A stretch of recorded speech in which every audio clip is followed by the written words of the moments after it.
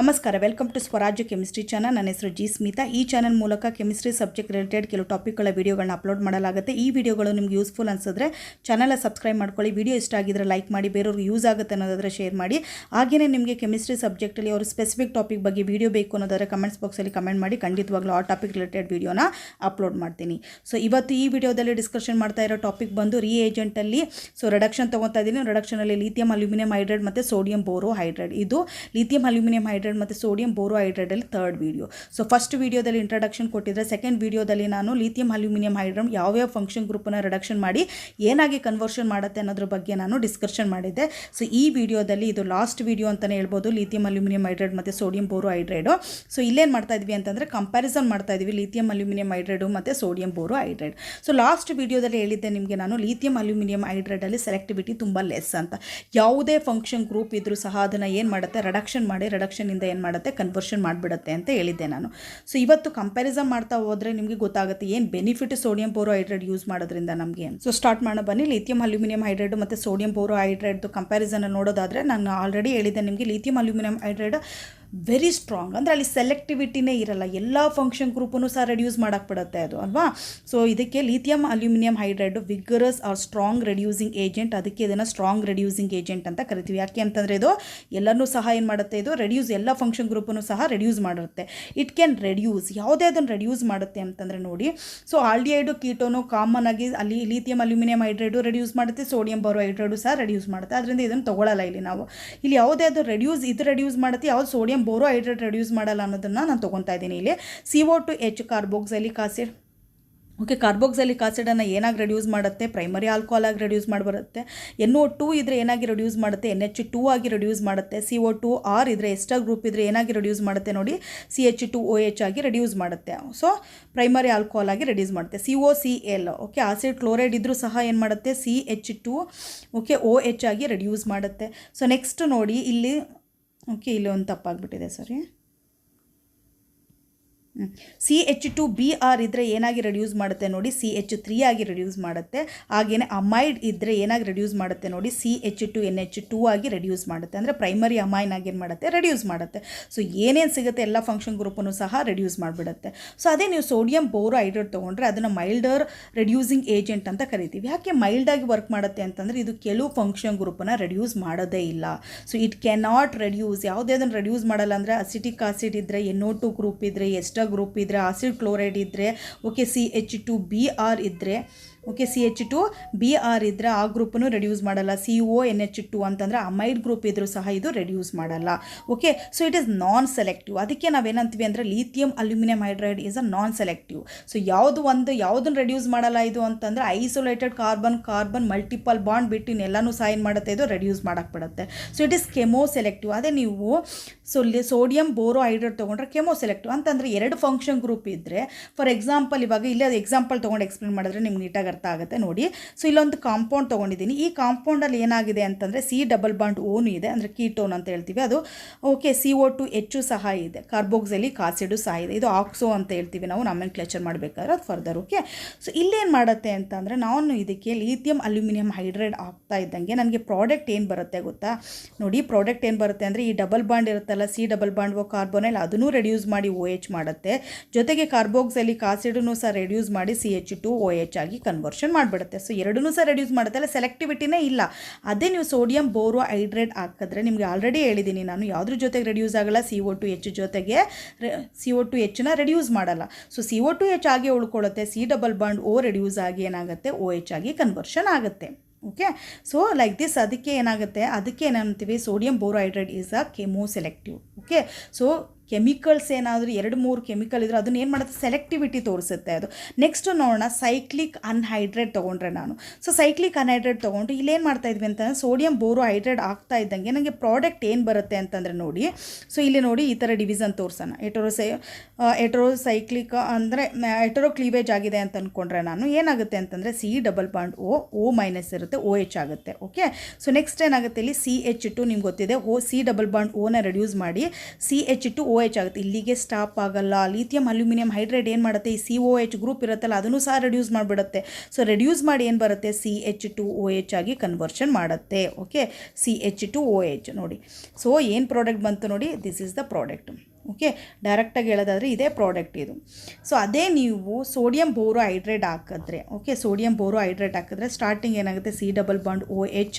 Okay, so ಇದೇನಾಗುತ್ತೆ, CH2OH ಆಗುತ್ತೆ. So next ಏನಾಗುತ್ತೆ ಅಂದರೆ ಈ COH ಮತ್ತೆ ರಿಯಾಕ್ಟ್ ಆಗಲ್ಲ, ರೆಡ್ಯೂಸ್ ಮಾಡಲ್ಲ. ಯಾಕೆಂದರೆ ಸೋಡಿಯಂ ಬೋರೋ ಹೈಡ್ರೇಟ್ ಬಂದು ಕಾರ್ಬೋಕ್ಸಿಲಿಕ್ ಆಸಿಡ್ನ ರೆಡ್ಯೂಸ್ ಮಾಡಲ್ಲ. ಸೊ ಇಲ್ಲಿಗೆ ಪ್ರಾಡಕ್ಟ್ ನಿಂತೋಗುತ್ತೆ ನಮಗೆ. ಓಕೆ, ಸೊ ನೆಕ್ಸ್ಟ್ ಹೋಗೋಣ ನಾವು. ಇಲ್ಲಿ ನೋಡಿ ಕಾಂಜುಗೇಟೆಡ್ 2 ಕೀಟೋ ಗ್ರೂಪ್ ಇದೆ. ಸೊ ಒಂದು ಕಾಂಜುಗೇಟೆಡ್ ಇದೆ, ಇನ್ನೊಂದು ಏನಾಗಿದೆ ಅಂತಂದರೆ ಐಸೋಲೇಟೆಡ್ ಕೀಟೋ ಗ್ರೂಪ್ ಇದೆ. ನಾನು ಇದಕ್ಕೆ ಲಿಥಿಯಂ ಅಲ್ಯೂಮಿನಿಯಂ ಹೈಡ್ರೈಡ್ನ ಆ್ಯಡ್ ಮಾಡ್ತಾ ಇದ್ದಂಗೆ ಏನಾಗುತ್ತೆ ಅಂತಂದರೆ ನೋಡಿ,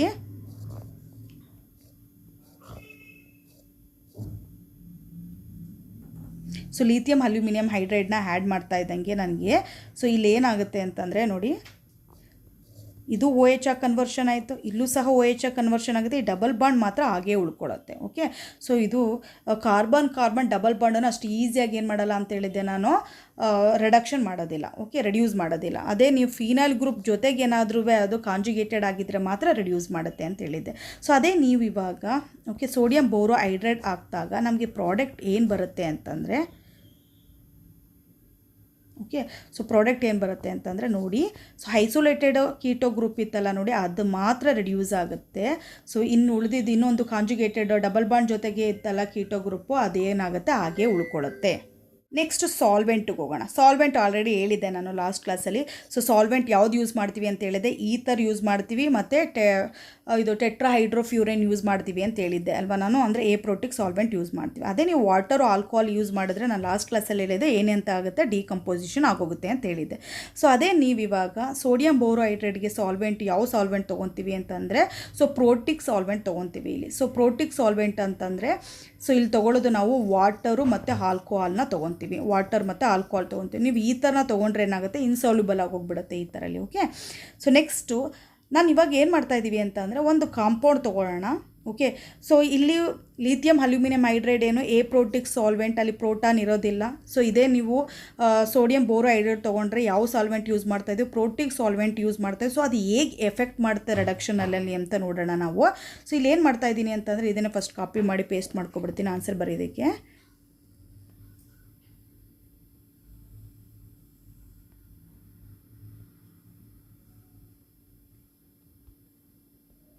ಓಕೆ, ಚೇಂಜಸ್ ನೋಡೋಣ. ಸೊ ಇಲ್ಲಿ ಏನು ಚೇಂಜಸ್ ಆಗುತ್ತೆ ಅಂತಂದರೆ ನೋಡಿ, ಸೊ ಒಂದು hydrogen, okay, so hydride group ಅಂತ ಹೇಳ್ಬೋದು. ಒಂದು ಹೈಡ್ರೈಡ್ ಗ್ರೂಪ್ ಏನಾಗುತ್ತೆ ನೋಡಿ, ಇಲ್ಲಿ ಹೋಗಿ ಅಟ್ಯಾಚ್ ಆಗುತ್ತೆ. ಇಲ್ಲಿ ಪಾಸಿಟಿವ್ ಚಾರ್ಜ್ ಇರೋದ್ರಿಂದ ಆಟೋಮೆಟಿಕ್ ಡಬಲ್ ಬಾಂಡ್ ಏನಾಗುತ್ತೆ, ನೈಟ್ರೋಜನ್ಗೆ ಏನಾಗುತ್ತೆ, ಶಿಫ್ಟ್ ಆಗುತ್ತೆ. ಸೊ ಶಿಫ್ಟ್ ಆಗ್ತಾ ಇದ್ದಂಗೆ ನಮಗೆ ಇಲ್ಲಿ ಏನಾಗುತ್ತೆ ಅಂತಂದರೆ ನೋಡಿ, ಸೊ ಈ ಡಬಲ್ ಬಾಂಡ್ ಏನಾಗುತ್ತೆ ನಮಗೆ ಡಿಲೀಟ್ ಆಗುತ್ತೆ, ಇಷ್ಟು ರಿಡಕ್ಷನ್ ಆಗುತ್ತೆ. ಹಾಗೆಯೇ ಇಲ್ಲಿರೋ ಅಂಥ ಪಾಸಿಟಿವ್ ಚಾರ್ಜು ಹೋಗ್ಬಿಡುತ್ತೆ. ಯಾಕೆಂದರೆ ನೈಟ್ರೋಜನ್ ವೇಲೆನ್ಸಿ ಎಷ್ಟು 3, ಇಲ್ಲಿ ಏನಾಗಿದೆ, ಇಲ್ಲಿ ವೇಲೆನ್ಸಿ ಏನಾಗಿದೆ ಅಂತಂದರೆ ಇಲ್ಲಿ 4 ಬಂದುಬಿಟ್ಟಿದೆ ಅಲ್ವಾ, ಅದಕ್ಕೆ ಇಲ್ಲಿ ಪಾಸಿಟಿವ್ ಚಾರ್ಜ್ ಇತ್ತು, ಇಲ್ಲಿ ಮತ್ತೆ 3 ಆಯಿತು. ಸೊ ಪಾಸಿಟಿವ್ ಚಾರ್ಜ್ ಹೋಯಿತು. ಓಕೆ, ಸೊ ನೆಕ್ಸ್ಟ್ ನೋಡೋದಾದರೆ ಇದೇನು, ಇದು ಏಪ್ರೋಟಿಕ್ ಸಾಲ್ವೆಂಟ್, ಪ್ರೋಟಾನ್ ಜಾಸ್ತಿ ಇರಲ್ಲ. ಎಲ್ಲಿ ಬಂದಿರೋ ಅಂಥ ಹೈಡ್ರೈಡ್ ಯಾವುದರಿಂದ ಬಂದಿರುತ್ತೆ, ನನಗೆ ಲಿಥಿಯಂ ಅಲ್ಯೂಮಿನಿಯಂ ಹೈಡ್ರೈಡಿಂದನೇ ಬಂದಿರುತ್ತೆ, ರಿಯೇಜೆಂಟಿಂದ. ಸೊ ಅದೇ ನಾನು ಇವಾಗ ಪ್ರೋಟಿಕ್ ಸಾಲ್ವೆಂಟಲ್ಲಿ ಸೋಡಿಯಂ ಬೋರೋ ಹೈಡ್ರೈಡ್ ಆಗ್ತಾ ಇದ್ದಂಗೆ ಫಸ್ಟ್ ಸ್ಟೆಪ್ ಸೇಮ್ ಇರುತ್ತೆ. ಓಕೆ, ಅದರಲ್ಲಿ ಏನು ಚೇಂಜಸ್ ಇರೋದಿಲ್ಲ. ಏನಾಗುತ್ತೆ ಅಂತಂದರೆ ನೋಡಿ, ಇಲ್ಲೊಂದು ಹೈಡ್ರೈಡ್ ಏನಾಗುತ್ತೆ ಅಟ್ಯಾಚ್ ಆಗ್ತಾ ಇದ್ದಂಗೆ ಏನಾಗುತ್ತೆ ನೋಡಿ, ಬಾಂಡ್ ಶಿಫ್ಟ್ ಆಗುತ್ತೆ. ಓಕೆ, ಅಲ್ಲಿಗೆ ಅದೊಂದು ಬಾಂಡ್ ಆಯಿತು. ಸೊ ನೆಕ್ಸ್ಟ್ ಸ್ಟೆಪ್ಪಲ್ಲಿ ಏನಾಗುತ್ತೆ ಅಂತಂದರೆ ನೋಡಿ, ನೆಕ್ಸ್ಟ್ ಸ್ಟೆಪ್ಪಲ್ಲಿ ಹೇಳ್ತೀನಿ, ಇದು ಡಿಲೀಟು. ಓಕೆ, ಸೊ ಇಲ್ಲಿ ಪಾಸಿಟಿವ್ ಚಾರ್ಜ್ ಇರಲ್ಲ. ಸೊ ನೆಕ್ಸ್ಟ್ ಸ್ಟೆಪ್ಪಲ್ಲಿ ಏನಾಗುತ್ತೆ ಅಂತಂದರೆ ಈ ನೈಟ್ರೋಜನ್ ಮೇಲಿರುತ್ತೆ ಅಲ್ವಾ ಲೋನ್ ಪೇರ್ ಆಫ್ ಎಲೆಕ್ಟ್ರಾನು ನೋಡಿ, ಅದು ಶಿಫ್ಟ್ ಆಗುತ್ತೆ. ಶಿಫ್ಟ್ ಆಗ್ತಾ ಇದ್ದಂಗೆ ಕಾರ್ಬನ್ ಮಧ್ಯೆ ಇರೋಂಥ ಡಬಲ್ ಬಾಂಡ್ ಏನಾಗುತ್ತೆ, ಒಂದು ಕಾರ್ಬನ್ಗೆ ಏನಾಗುತ್ತೆ ಶಿಫ್ಟ್ ಆಗುತ್ತೆ. ಓಕೆ, ಸೊ ಒಂದು ಕಾರ್ಬನ್ಗೆ ಶಿಫ್ಟ್ ಆಗ್ತಾ ಇದ್ದಂಗೆ ನಮಗೆ ಯಾವ ಥರ ಬರುತ್ತೆ ನೋಡಿ, ಇಲ್ಲಿ ನೈಟ್ರೋಜನ್, ಓಕೆ, ME, ಈ ನೈಟ್ರೋಜನ್ಗೆ ಮತ್ತೆ ಏನಾಯಿತು ನೋಡಿ, ಪಾಸಿಟಿವ್ ಚಾರ್ಜ್ ಬರುತ್ತೆ. ಯಾಕೆಂದರೆ ಮತ್ತೆ ಇಲ್ಲಿ ಒಂದು ಡಬಲ್ ಬಾಂಡ್ ಇದೆ, ಇಲ್ಲೊಂದು ನೆಗೆಟಿವ್ ಚಾರ್ಜ್ ಇದೆ. ನಾನು ಏನು ಮಾಡ್ತಾ ಇದ್ದೀವಿ ಅಂತಂದರೆ ಇಲ್ಲಿ ಪ್ರೋಟಿಕ್ ಸಾಲ್ವೆಂಟ್, ಫಾರ್ ಎಕ್ಸಾಂಪಲ್ ನಾನು ಏನು ಮಾಡ್ತಾಯಿದ್ದೆ, ಒಂದು ಆಲ್ಕೋಹಾಲ್ ಎಥನಾಲ್ ಯೂಸ್ ಮಾಡ್ತಾ ಇದ್ದೀವಿ ಅಂತ ಅಂದ್ಕೊಳ್ಳೋಣ. CH2OH ಇರುತ್ತೆ ಅಲ್ವಾ, CH2OH ಇರುತ್ತೆ. ಸೊ ಇಲ್ಲೇನಾಗುತ್ತೆ ಅಂತಂದರೆ ಈ ನೆಗೆಟಿವ್ ಚಾರ್ಜ್ ಇರುತ್ತಲ್ಲ ನೋಡಿ, ಈ ಪ್ರೋಟಾನ್ನ ತೊಗೊಬಿಡುತ್ತೆ. ತೊಗೊಂಡು ಏನಾಗುತ್ತೆ ಅಂತಂದರೆ ನೋಡಿ, so N double bond ME ಆಗಿ ಉಳ್ಕೊಳ್ಳುತ್ತೆ. ಇಲ್ಲಿ ಪಾಸಿಟಿವ್ ಚಾರ್ಜ್ ಬರುತ್ತೆ, ಬಟ್ ಇಲ್ಲಿ ನೆಗೆಟಿವ್ ಚಾರ್ಜ್ ಹೊಟ್ಟೋಗ್ಬಿಡುತ್ತೆ. ಸೊ ನೆಕ್ಸ್ಟ್ ಏನಾಗುತ್ತೆ ಅಂತಂದರೆ ಇನ್ನೊಂದು ಹೈಡ್ರೈಡ್ ಟ್ರಾನ್ಸ್ಫರ್ ಆಗುತ್ತೆ. ಸೊ ಈ ಹೈಡ್ರೈಡ್ ಇಲ್ಲಿಗೆ ಈ ಕಾರ್ಬನ್ಗೆ ಬರ್ತಾ ಇದ್ದಂಗೆ ಏನಾಗುತ್ತೆ, ನೈಟ್ರೋಜನ್ ಮತ್ತು ಕಾರ್ಬನ್ ಮಧ್ಯೆ ಇರೋ ಅಂಥ ಡಬಲ್ ಬಾಂಡ್ ಏನಾಗುತ್ತೆ ಇವಾಗ ಇಲ್ಲಿಗೆ ನೈಟ್ರೋಜನ್ಗೆ ಶಿಫ್ಟ್ ಆಗುತ್ತೆ. ಸೊ ಅಲ್ಲಿಗೆ ನಮಗೆ ಪ್ರಾಡಕ್ಟ್ ಏನು ಬರುತ್ತೆ ಅಂತಂದರೆ ನೋಡಿ, so product nitrogen. Okay, so ME ಹಾಗೆ ಉಳ್ಕೊಳ್ಳುತ್ತೆ ಇಲ್ಲಿ. ಸೊ ನೆಕ್ಸ್ಟ್ ಈ ಡಬಲ್ ಬಾಂಡ್. ಓಕೆ, ಎಲ್ಲ ಕಡೆನೂ ನೋಡಿ ಈ ಡಬಲ್ ಬಾಂಡ್ ಹಾಗೆ ಉಳ್ಕೊಂಡಿರುತ್ತೆ. ಯಾವುದು ಇಲ್ಲಿರೋ ಅಂಥ ಡಬಲ್ ಬಾಂಡು ಎಲ್ಲೂ ಚೇಂಜಸ್. ಸೊ ಆ ಡಬಲ್ ಬಾಂಡ್ ಹಾಗೆ ಅಂದರೆ ಎರಡು ಕಡೆ ಏನಾಯಿತು ರಿಡಕ್ಷನ್ ಆಯಿತು. ಅಲ್ಲಿಗೆ ನಮಗೆ ಪ್ರಾಡಕ್ಟ್ ಏನು ಬರುತ್ತೆ ಅಂತಂದರೆ, ಸೊ ನೋಡಿ ಪ್ರಾಡಕ್ಟ್ ಏನು ಬರುತ್ತೆ, ಫೈನಲ್ ಪ್ರಾಡಕ್ಟ್ ಏನು ಬರುತ್ತೆ,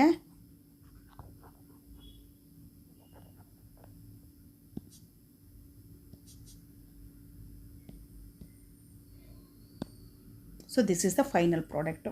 ಓಕೆ, ಸೊ ಇದೇ ಫೈನಲ್ ಪ್ರಾಡಕ್ಟ್ ಏನಾಗುತ್ತೆ, 1 2 5 6 ಟೆಟ್ರಾಹೈಡ್ರೋಪಿರಿಡಿನ್ ಆಗುತ್ತೆ. ಇದು ಏನಾಗುತ್ತೆ 1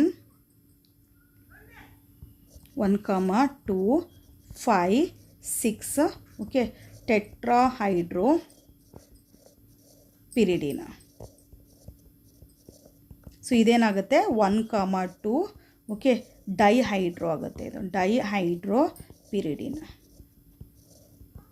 ನೋಡಿ 1 2 3 4 5 6 ಓಕೆ.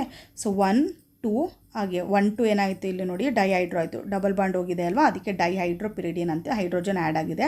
ಸೊ ಇಲ್ಲಿ ತೊಗೊಳ್ಳೋದಾದ್ರೆ ನೋಡಿ 1 2 3 4 5 6 ಓಕೆ. ಸೊ 2 ಮತ್ತು 1 ಮತ್ತು 2 ಮತ್ತು 5 ಮತ್ತು 6 ಎರಡು ಟೆಟ್ರಾಹೈಡ್ರೋ ಏನಾಗಿದೆ ಆ್ಯಡ್ ಆಗಿದೆ.